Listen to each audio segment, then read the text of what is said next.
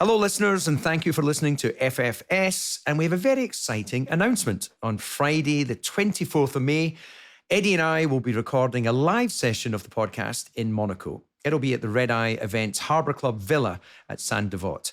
Come see us, enjoy the hospitality and the amazing views of the first corner. Get your tickets from redeye-events.co.uk.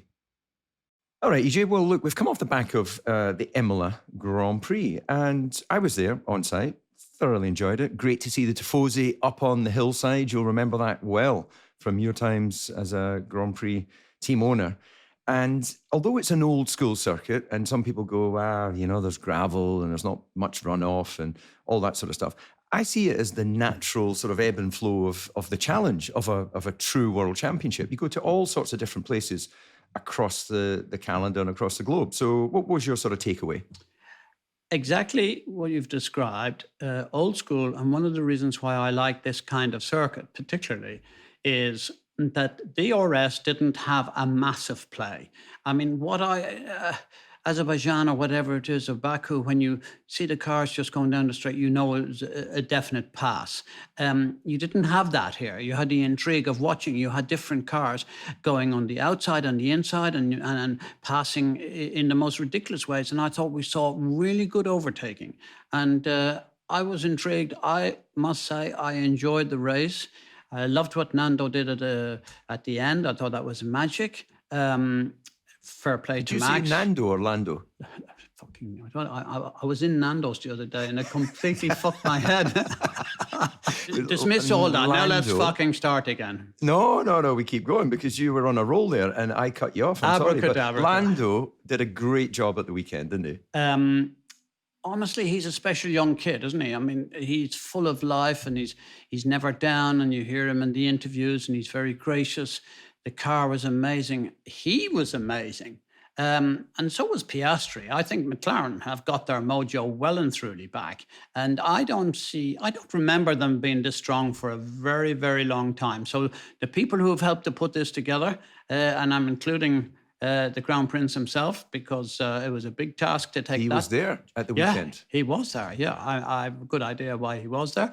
But that's a separate issue. And share it with us, EJ. You're the man with your finger on the pulse. He's the one, because Monaco is this weekend and he likes to do both. He's a total enthusiast. He's an enthusiast about three things: about his country, about the welfare of his people. He's also passionate about music, and he's equally passionate about his Formula One. That's four. Everything is perfect for him. You said three things, that's four things. He can have as many things as you want him to have, but I just want you to be on the count. Where's the four? I said his people. No, it's people in his country. That's one. Music and Formula One. Oh, you put them both together. People and country together. Okay, all right. I take it back. I apologise.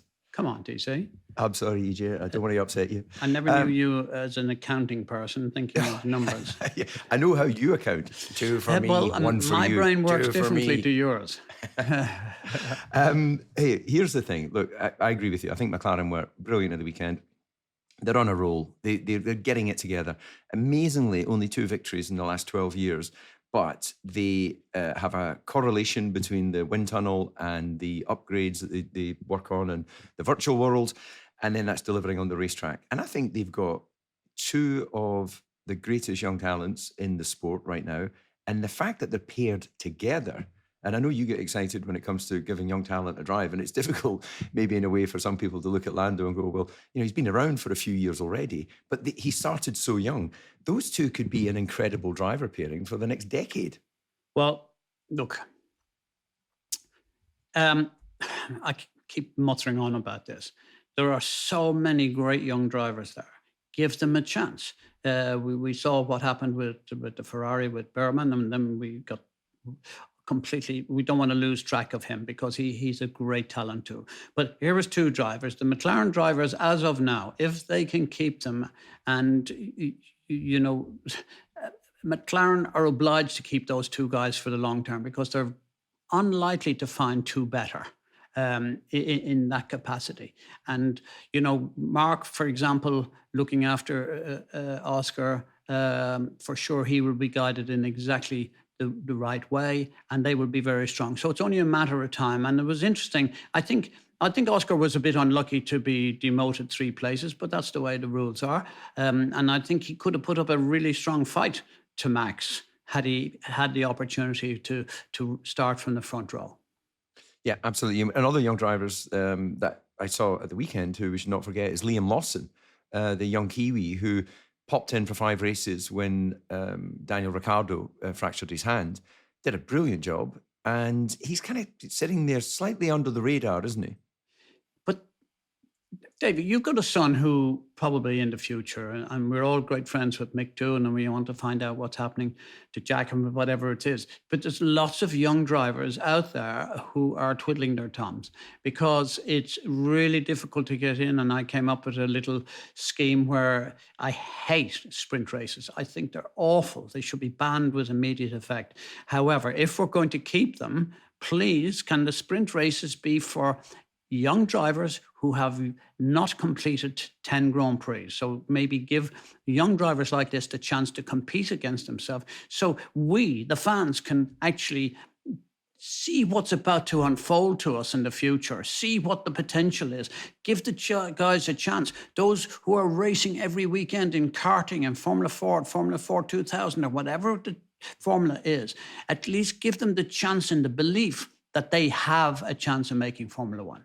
Actually, one thing, just picking up on that, is which I think could really work well with if your proposal was to be carried through, is it would avoid potential young F2 drivers arriving on a full contract and then not delivering. You would see it in the sprint weekends, if you know. And I don't want to name names on this particular podcast unless you go force on. me. That's not like you to be on the fence, David. Well, look, Latifi. Go on.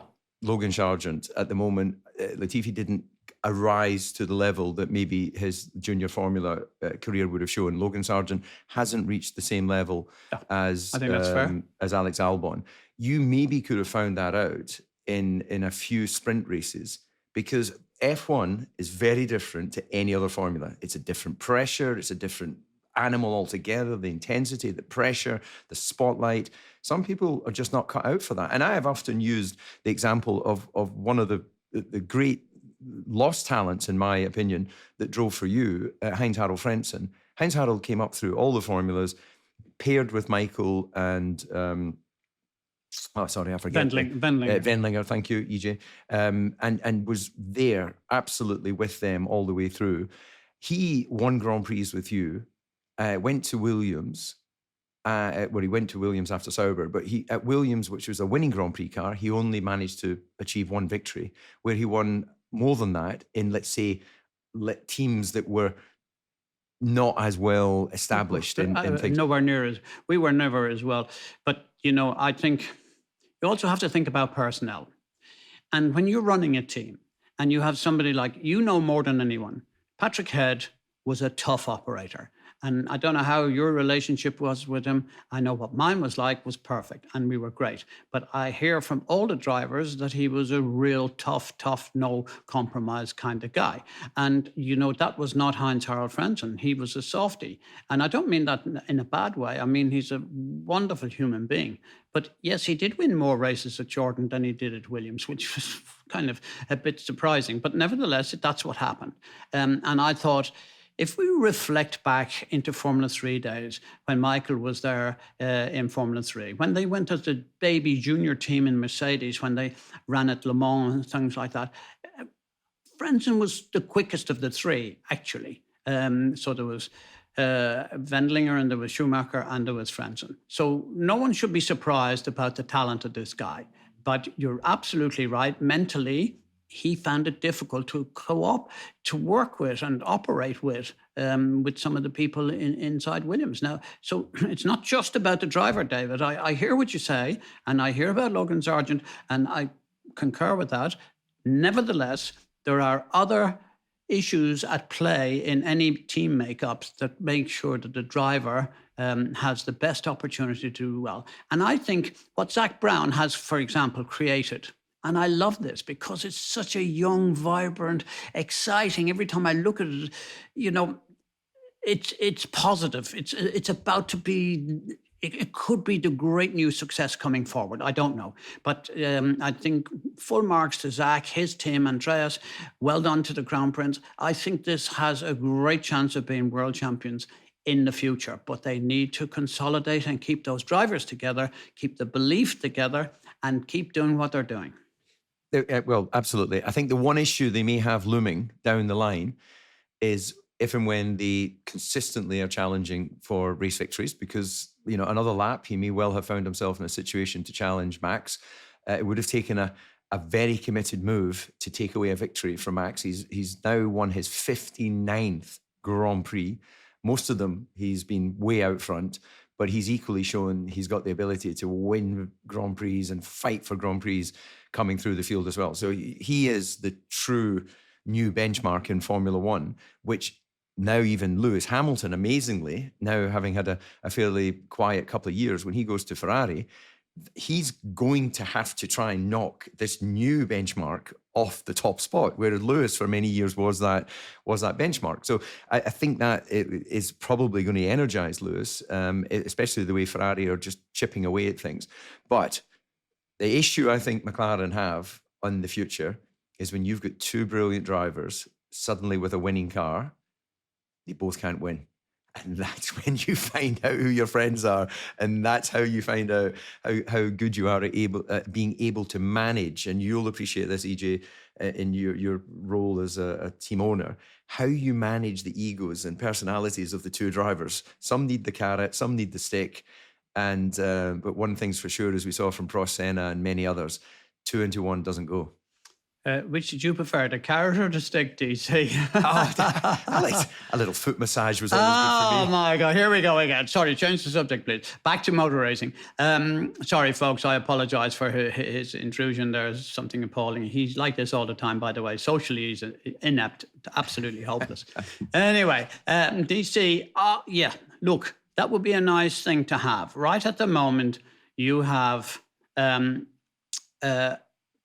Lando, who we've spoken about so many times, how popular he is, how mind-blowing personality he is, and totally unfazed. But you have exactly the same, in my opinion, with somebody like Oscar, but he's probably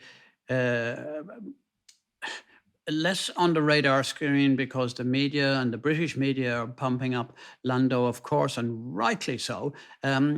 However, I'm sure in Australia, you know, what Mark is doing with Oscar is probably equally as good, except it just doesn't seem to get the worldwide coverage. So let's see what happens. You might be surprised because we've seen how quick Oscar can be in that qualifying session, as we already saw, because to be honest, he could have just so easy have been on pole position, because had Max not got that slipstream just at the all-important moment, I think he wouldn't have got pole. But that's the measure of the greatness. Great people do great things at a given second. And he found that opportunity, and great people find the opportunity. Other people just wander through it and don't see it. He sees it. And I think, as you rightly say about benchmarks, Max Verstappen, my God, how brilliant he was. He seemed so unfazed because, you know, those last 4 laps, I heard your commentary and you said, you know, one more lap and he could have had him. Actually, I don't agree. He could have been there for another 15 laps, and I still don't think it made any difference because we know how wide Max can make his car, and he's a terrier. He will fight like absolute hell. I never believed there was a chance. I really believe this, unless there was a much longer, and this goes back to what we said at the very beginning. The DRS was not long enough, passing the start-finish line, getting up to the first, into the corner. I don't think that Max would have allowed a pass to happen. So therefore, if I was the Red Bull team, I would never have been that perturbed about what was going on. Yeah. Well, the great thing is, EJ, in this instance, we'll never know. But what we do know is the following. Occasionally, and you've lived this many times, occasionally our colleagues in the media will take a quote and they'll slap a headline on it that doesn't actually represent anything we said. I've had it several times where I may have commented, if Lewis has had an average race, I'd say, well, look, this is not the sort of performance we normally expect from Lewis, because he's a benchmark and he's won 7 titles or 6 or however many titles it was at the time when I made the comment. And then the headline will be, Coulthard slams Hamilton. And then, of course, you get the comments back from those who then don't really read the article going, you've never won anything. How dare you say anything? So we get used to, when you're in the public eye, headlines not actually having to do with anything that's said in the article. And that build-up is for the following, because it was in the British media, I think it was Independent and I'm sure others, where they said that you had attributed Christian Horner with calling you a fucking silent assassin, whereas we both know it was actually me. And but isn't it amazing? Because I saw it in over the media, and it's like, I can't remember the headline exactly, apologies, but it was something like Jordan slams Horner for being a fucking silent assassin. And I'm sure you have slammed many people, but you usually do it with a qualified position. So how do you sit, EJ, when you get misquoted? Do you get sensitive to it? Do you just take it on the chin? Or do you give someone like Christian a call up and go, Christian, actually, it was that Egypt DC rather than you I was talking about? I would have probably done that. Christian has been under a fair bit of media attention, as we all know, over the last months. And there was one particular incident which, very similar to what you're describing here, I said something that was taken up and misquoted, and it was long before the adjudication and the results of the King's Council, and I think Christian, through somebody else, had heard something in the media, or I was supposed to have said something which I absolutely did not say, and this goes to verify what we're saying. The media can say what they want because we can't reply to it. And, there is sort of an unfair advantage because we don't have the right to the same publicity that they have. I kind of ignored what I'd said about the silent assassin. Was absolutely you. And thank you for bringing it up. Thank you very much for but the thing is, claiming I am. Christian was upset with me. And now I'm saying, well, this is ridiculous because this is the second time this has happened. I've been a friend of Christian's for 30-odd years. He came to try and buy my team all those years ago, and know him, his family, and every one of us all grew up in that area together. And it's just nonsense that the media are putting things in a place which could or might affect either a friendship or a relationship going forward. So why did they do that then? Why would they do it? Because I have no problem standing by what I say, and as you've often said, I sit on the fence. If I'm seen to sit on the fence on occasion, it's because I just don't have all the facts, and it'd be very easy to go full black, full white. And I like to have as much information as I possibly can, rather than just sort of shooting from the hip. Whereas, as a gunslinger, if we were in the Wild West, you would be one of the quickest draws in the West. I'm sure you would have a big head. You would have a big head count because you'd be out there giving it, come on, I'll take you on. But we're all different in that approach. But why do we find ourselves in that situation? Because I have people come up to me, and they're very good. They're professional at what they do, the journalists, and they'll go, I've heard this rumor. And I'll go, well, look, I'll be honest with you, that seems very wide of what I would believe. And what they're doing is building little bricks of knowledge to then have a wall, which may not have any cement in it, may not be that stable in a strong wind. But for them, it then gives the basis of them being able to go a source close to the team, or whatever, another source has given them, and they can run with the story. And I appreciate they're under pressure nowadays with social media. They've got to get stories out almost twice a day. You've got to capture people's attention. All of the things, press has become exactly that.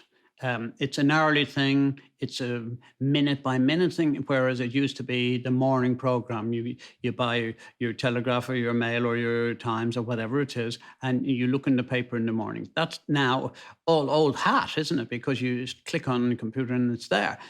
Same journalists, but they just have more to do. Just one point that I think I would like to bring up on this, because DC, for the listeners, you brought this up, actually. You sent me a note about this silent assassin thing over the weekend, and you said to me, I don't want to make relations between you and Christian any worse or something like that. And I then thought about it because you made reference to Adrian Newey. And I'm saying to myself, I think DC and the media have got that slightly wrong, because I think, and I really do mean this, that Miami in particular and the last couple of weeks have demonstrated how fickle the media can be.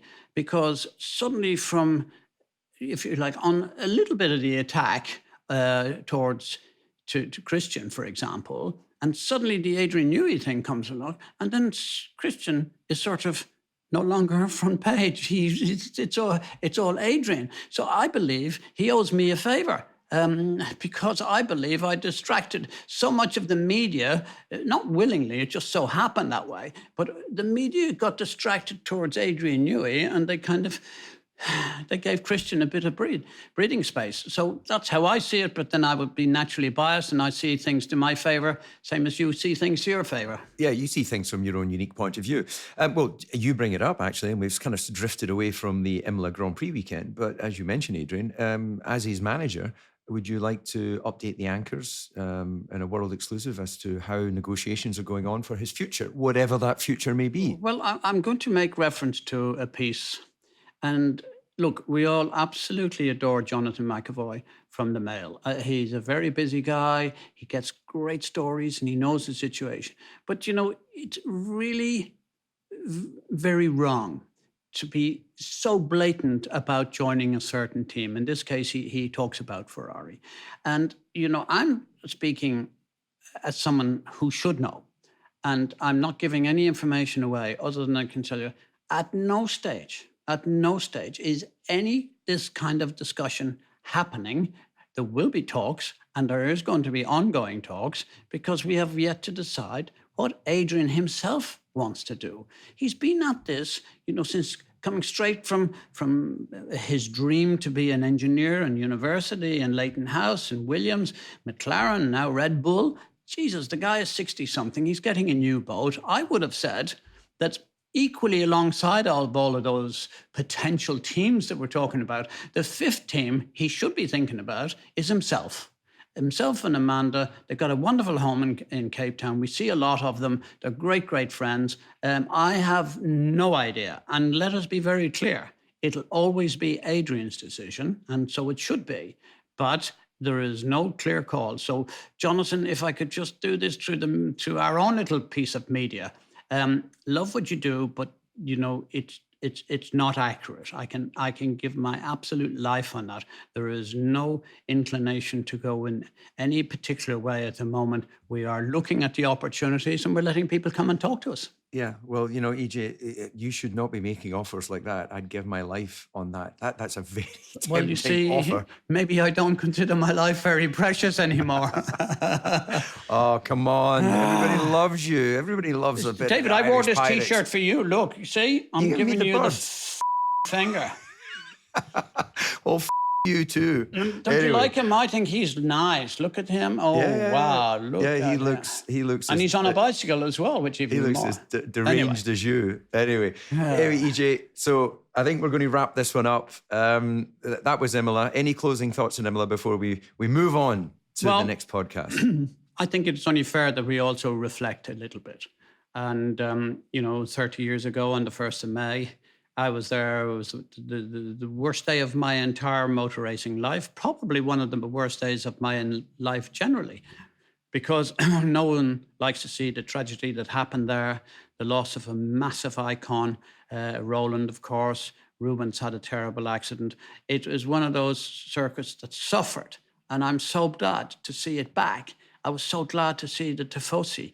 And it's also the home Grand Prix. Let's not forget this, because Maranello is not all that far away.